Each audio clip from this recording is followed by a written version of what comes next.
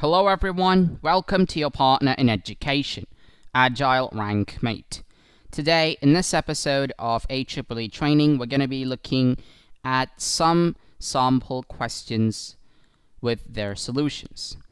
So AEE is the entrance examination for the Amrita Institute of Engineering, so therefore it's really important that aspirants who want to get there need to practice questions of the AEE.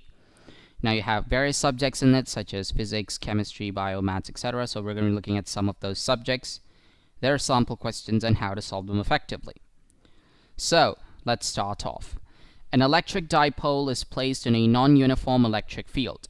It experiences a force but no torque, no force and no torque, a force and a torque, no force but a torque. Now, which of these is the right option? Now, we're looking at an electric dipole, so it's made out of two charges, minus Q and plus Q. The two charges are separated by a distance 2L. Now, this is placed in a non-uniform electric field. Now, what does that mean? Non-uniform means there is no uniformity in strength of the electric field or direction of the electric field. So therefore, you'll have a really strong electric field going this way, and then you'll have a really weak one going this way, and so on. So basically, there are various electric field lines going in different directions around the dipole. So we need to find out which of these phenomena does it experience: force, torque, both of those, or none of those. Now, when it comes to force of an electric dipole, it's always along the direction of electric field. So for example, the majority field lines here go this way, so therefore there's a net force along this direction.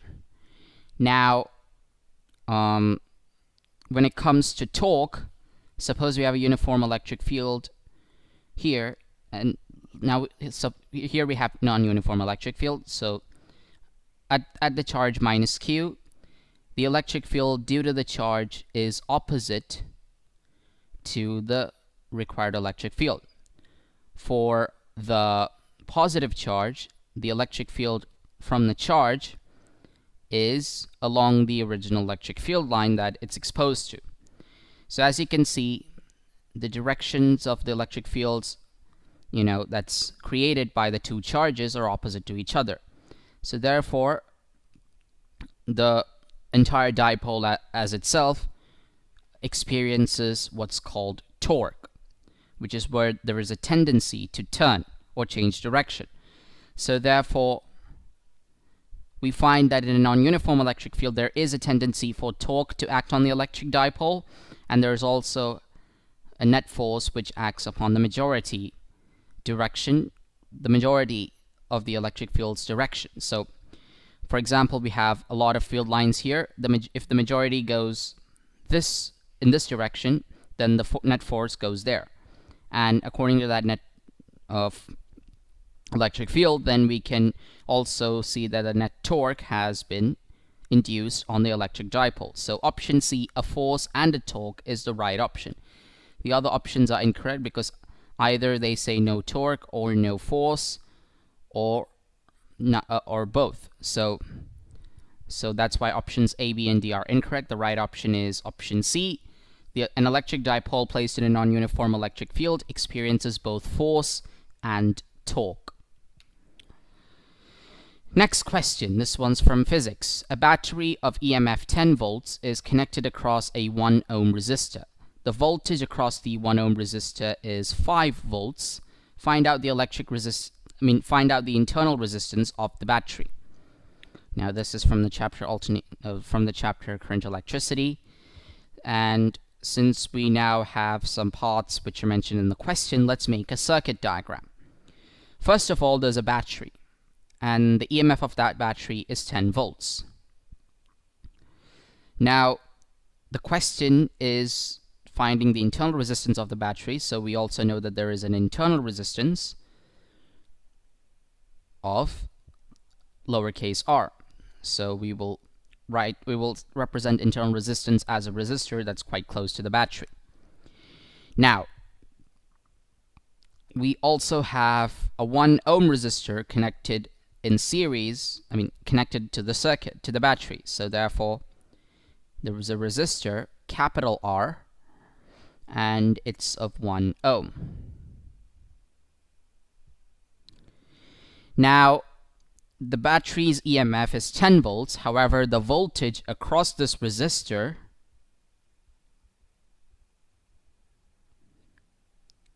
is 5 volts. So let's consider this to be point A and this to be point B. So we have 0, 0, 0, 5, 5, 5.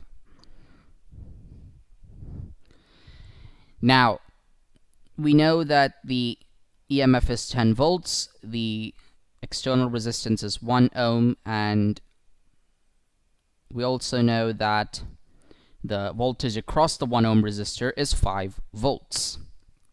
So we will consider that to be the voltage across A minus the voltage across B. Now we need to, in order to find out the internal resistance, it's a good idea to use the total potential difference of the cell. So total potential difference of the cell turns out to be the following equation, VA minus VB. The total potential difference, which is what is the voltage across the 1 ohm resistor, turns out to be 5 ohms. And that is represented by E minus current times internal resistance. Now, in a battery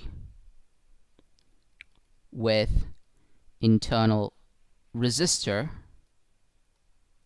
with an internal resistance, the value of the current is represented by the EMF over the addition of resistances. The external and internal resistances are added together in the denominator, and the numerator is the EMF. So let's consider VA minus VB equals E minus IR as equation 1. So we will add this value in equation 1. So what we get is VA minus VB equals to E divided by uppercase R plus lowercase r. That's put into a bracket times R. So what are we going to do basically is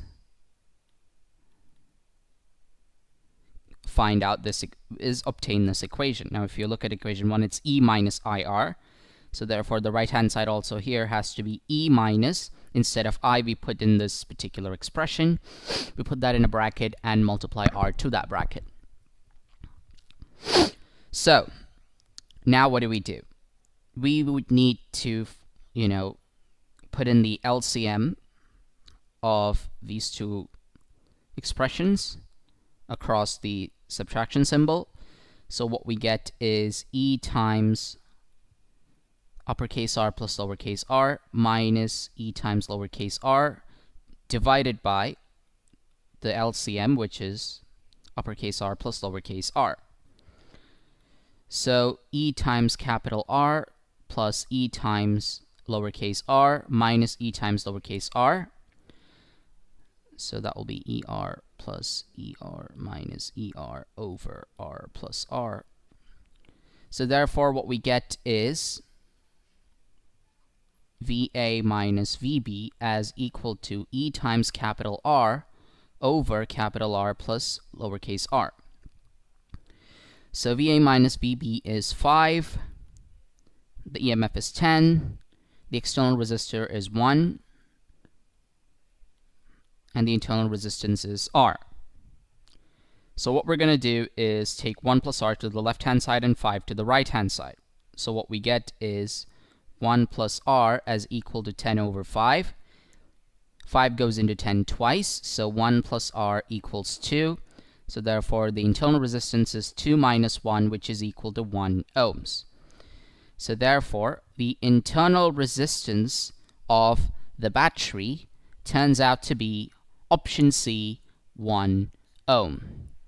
So the idea is to use the formula for total potential difference of the cell, and we also use the formula for current in a battery with internal resistance and connected to an external resistor. So by using both of those formulas and finding out the value of lowercase r, we found out that our answer is option C, 1 ohm, for a battery of EMF 10 volts connected across a 1 ohm resistor, and the voltage across the 1 ohm resistor being 5 volts. Now let's look at a question of chemistry. The electronic configuration of the element X is argon 4s2 3d10. Which one of the following is the most suitable formula for its oxide? X2O, X2O3, XO, X2O5. Now there are two ways to solve this question. Alright, one way is looking at the configuration itself. We have argon 4s2 3d10. Now 4s2 is in the fourth shell, so therefore that means those electrons go first, since those are the valence electrons. So therefore, if the configuration of X is argon 4s2 3d10, then 2 electrons will go first, which means that the valency of X would be -2. Now, valency of X is +2 because 2 electrons are given. So since X's valency is +2, and for oxygen, the valency is mostly considered to be -2, the valency is mostly -2 except for very rare scenarios such as H2O2. Now, we know that the valency of oxygen is -2. We found out that the valency of X is +2. So therefore, the oxide would be 1x and 1o, because X +2, the +2 charge of X neutralizes the -2 charge of O. So 1x and 1o would form the oxide of X. So that means option C, XO, is the right answer. Now, if you want to find a shortcut to it, well, let's look at the configuration again. Now, argon has the atomic number 18, and it's a noble gas. And then we have 4s2 3d10. 18, so that will be 12 electrons. 18 plus 12 gives you 30. The element with atomic number 30 turns out to be zinc, and its oxide is ZnO. So therefore, the oxide of X would be X times O. So once again, we find out that option C is the right option. The other options are incorrect because for X2O to be correct, the valency of X has to be +1.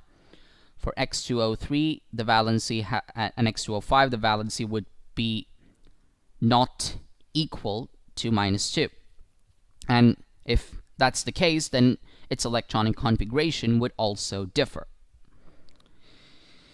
Now, let's look at this question. In which of the following pairs does nitrogen exhibit a valency of +1 and -1 respectively? Now, nitrogen is one of those gases which has a valency of -3 in its natural state. So nitrogen would require 3 electrons to complete its octet.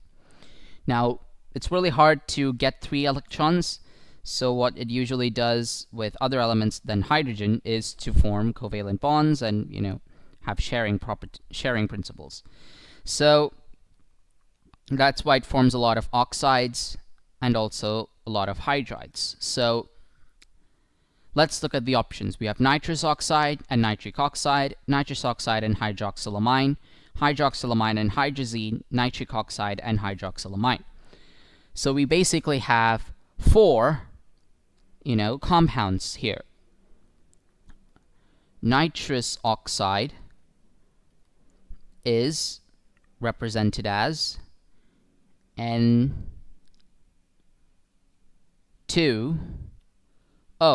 Now, oxygen's charge, again, we know it's mostly -2, so we assume it to be -2 except for H2O2 and OF. So nitrogen's charge is x. 2x minus 2 gives you 0, since the compound itself is neutral. So therefore, the value of x here would be 1. 1 times 2 minus 2 gives you 0. So the charge of nitrous oxide is plus 1. So we know that the options containing nitrous oxide would turn out to be correct. So that means option C and option D are incorrect. Option D is nitric oxide showing plus 1. Option C is hydroxylamines showing a valency of plus 1. Now, in case you're wondering how that's wrong, let's look at nitric oxide. Nitric oxide is, its formula is NO. Now oxygen, its valency is minus 2, so therefore the valency of nitrogen in this case has to be plus 2, which is wrong. For hydroxylamine, its formula turns out to be H3NO. So oxygen is minus 2, hydrogen is usually minus 1. Hydrogen is usually plus 1. So we have plus 1 times 3, which is 3, minus 2 gives you 1. So that would mean that it'll be 1 positive, but we know that there's a nitrogen in there, so its valency has to be negative 1. So hydroxylamine has a valency of negative 1. So therefore option C is incorrect. But wait, that also means that option B would turn out to be the only option that is correct. Because if you look at option A says nitrous oxide and nitric oxide. Now we know that nitric oxide's valency is plus 2 and not minus 1, so that's incorrect. So option B is the pair where nitrogen exhibits a valency of plus 1 and minus 1 respectively. Nitrous oxide's valency is plus 1 and hydroxylamine's valency is minus 1. Now if you were wondering about what's the valency of hydrazine, hydrazine is represented as N2H4. So that means its valency would turn out to be minus 2. So therefore, the right option in this case is option B, nitrous oxide and hydroxylamine. Now let's look at some math questions. If Z, a complex number, is represented as lambda plus 3 plus I times under root of 5 plus lambda squared, then we need to find out the locus of Z. Now, the locus of a complex number is basically the locus of the complex number is basically x squared plus y squared. So we would need to find out which of these formulas is correct. Now here we have the complex number with the real part x as lambda plus 3 and the imaginary part y as under root of 5 minus lambda squared. X is equal to lambda plus 3. Now from here, what we can do is we can take lambda on the left-hand side. Its value would now turn out to be x minus 3. We can consider this to be equation number 1. Now, what do? We know that the value of y in this particular equation is considered to be under root of 5 minus lambda squared. So what we're going to do, we're going to square both sides. So y squared is 5 minus lambda squared. But we know that the value of lambda is x minus 3. So therefore, let's substitute it. So it'll become 5 minus x minus 3 the whole squared. Now, x minus 3 the whole squared is of the form a minus b the whole squared. So we will expand that to form x squared minus 6x plus 9. So therefore, y squared is now equal to 5 minus, inside the bracket you get x squared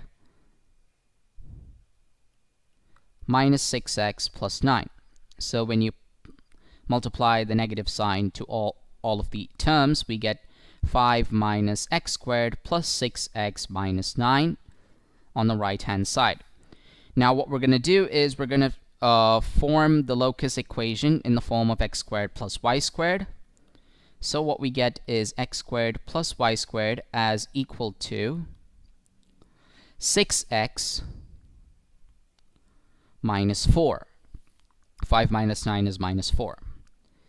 So when we take all the terms to the left, we get x squared plus y squared minus 6x plus 4 as equal to 0.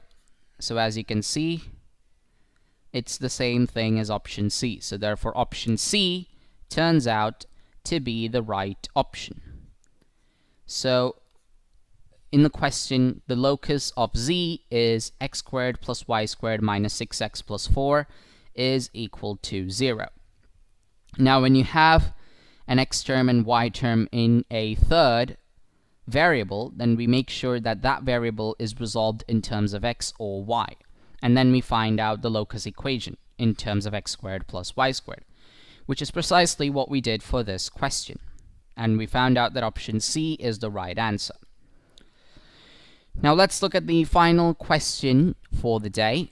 If cos theta plus I sin theta is a root of the equation a0 xn plus a1 xn minus 1 plus etc. plus an equals 0, we need to find the value of a0 plus a1 cos theta plus a2 cos 2 theta plus until an cos n theta. We need to find the value of that expression. So how do we solve this question? Well, we've noticed that cos theta plus I sin theta is a complex number. Now it's also of the form, the real part is cos theta and the imaginary part is sin theta. Now this particular expression can be resolved in terms of Euler's formula. So according to Euler's formula, cos theta plus I sin theta can be written as e raised to I, which is iota, the imaginary number, times theta. So that's how we can resolve cos theta plus I sin theta. Now this particular expression, cos theta plus I sin theta, is considered as a root of an equation. So what we do is we consider it to be the root x. So we will consider x as equal to cos theta plus I sin theta as equal to e raised to I theta. We consider that as equation number 1. Now, the main equation, of which x is a root, is equation number 2. Now we can write that as a0 xn plus a1 x raised to n minus 1 plus etc. plus a raised to n as equal to 0. This is our main expression. Now we would need to divide equation 2 by x raised to n, because as you can see, the term that's common across all these terms is x raised to n, so we would need to remove that from the expression. So we would divide the whole equation by x raised to n.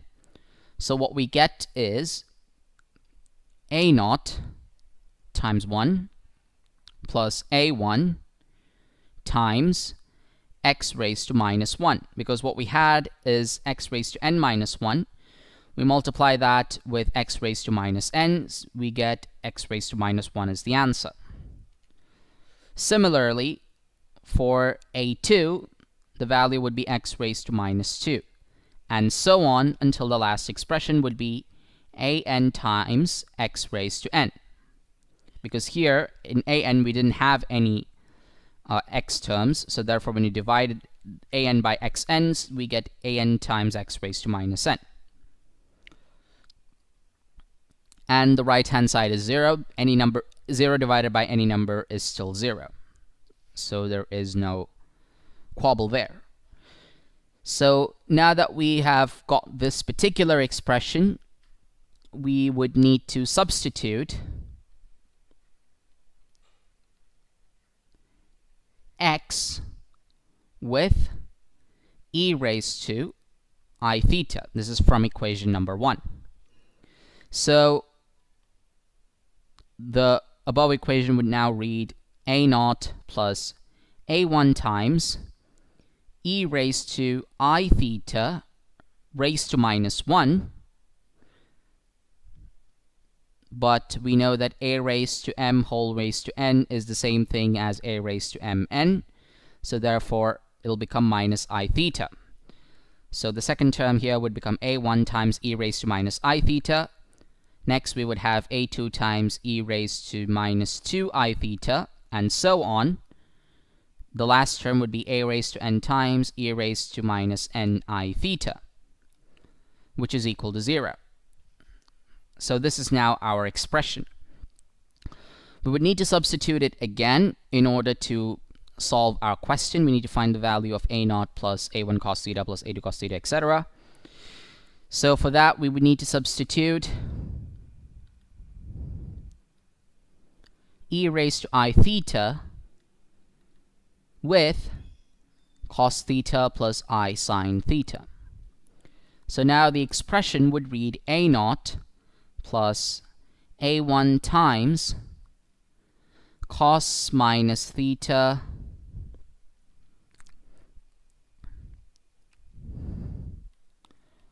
plus I times sine of minus theta.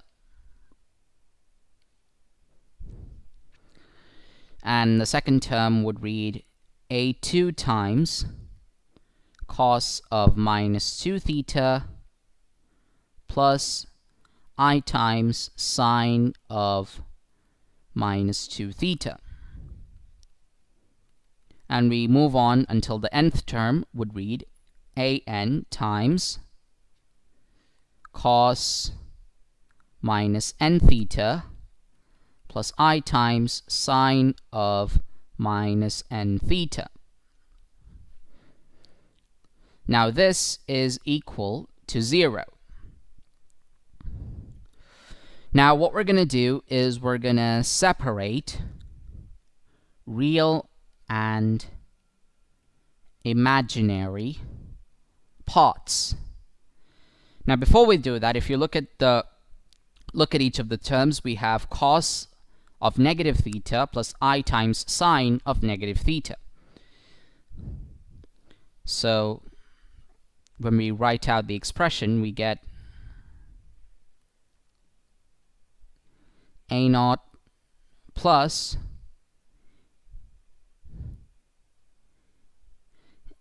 now this is the real part, a1 times cos of minus theta plus a2 times cos of minus 2 theta plus etc. plus an times cos of minus n theta. This is the real part. The imaginary part is I times a1 times sine of minus theta plus a2 times sine of minus 2 theta plus so on until an times sine of minus n theta. Now this is equal to 0. Now we have cos of negative theta and sine of negative theta in this particular expression. Now according to trigonometry, cos of negative theta is treated as cos theta, and sine of negative theta is treated as negative of sine theta. So we would now apply these into this particular equation. So what do we get? We get the real part as a naught plus a1 cos theta plus a2 cos 2 theta plus etc. plus an cos n theta. Now the imaginary part now would all have negative sine theta, negative sine 2 theta, negative sine n theta, etc. So we will take all the negatives outside. So we will get negative I times a1 sine theta plus a2 sine 2 theta plus etc. plus an sine n theta. The value on the right hand side is 0. So 0 here is the complex number denoting 0 plus 0i. So as you can see, the real part is 0 and the imaginary part is also 0. So therefore, the value of the equation A0 plus A1 cos theta plus A2 cos 2 theta up to AN cos n theta turns out to be option A, 0. The other options turn out to be incorrect because according to our solution, using trigonometry, algebra, and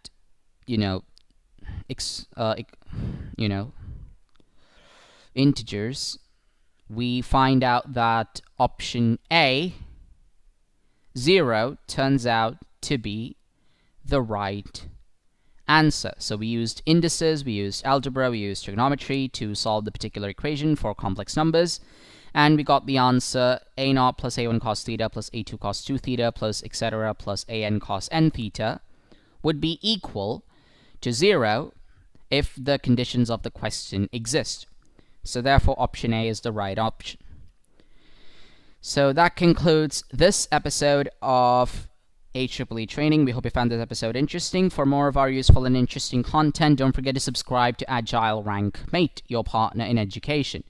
If you want to get more information or prepare for other examinations other than AEE, then please don't forget to hit the bell icon that's present below the video. So until the next webisode, take care, stay alert, bye-bye for now.